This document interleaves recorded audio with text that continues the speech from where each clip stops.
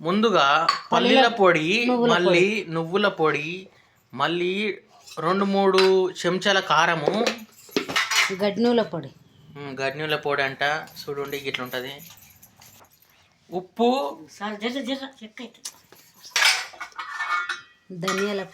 ధనియాల పొడి అంట. మళ్ళీ చికెన్ మసాలా కూడా వేస్తారు. పసుపు, అల్లం వెల్లిగడ్డ పేస్టా, అల్లం వెల్లిగడ్డ పేస్ట్, అల్లం పేస్ట్, ఆయిల్, 2 చెంచాల నూనె, యాలక్కాయలు, లవంగాలు, షాజీరా. దీన్ని మంచిగా కలుపుకోవాలి, మిక్స్ చేసుకోవాలి అన్నమాట. నీళ్ళు పోసుకోండి, దాన్ని మంచిగా మొత్తం కలిపి మన వంకాయకి పట్టాలి, అంటే పెట్టాలి. మన తెలంగాణ యాసలు చెప్పాలంటే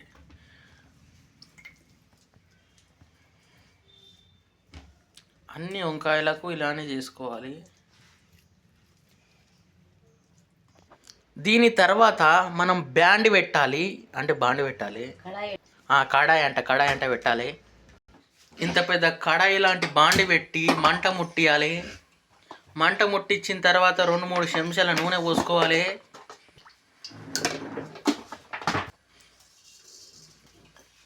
ఏమంటారు దీన్ని, జీలకర్ర అంటారా?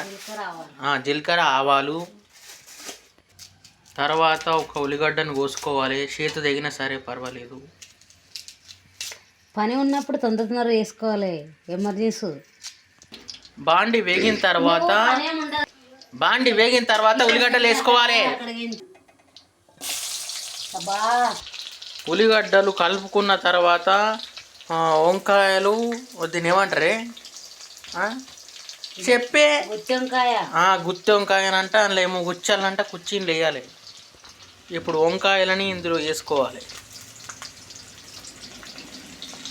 మొత్తం 1/2 కిలో వంకాయలు ఉన్నాయి.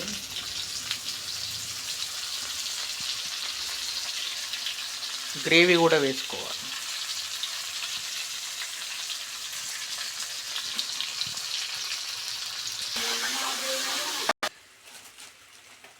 కరివేపాకులు వేసుకున్న తర్వాత ఒక అర్ధగంట సేపు పెడితే వంకాయ కూర రెడీ అవుతుంది. అన్నం పెట్టుకొని తిననన్నది నుండి ఏమన్నా చేయండి ఇక.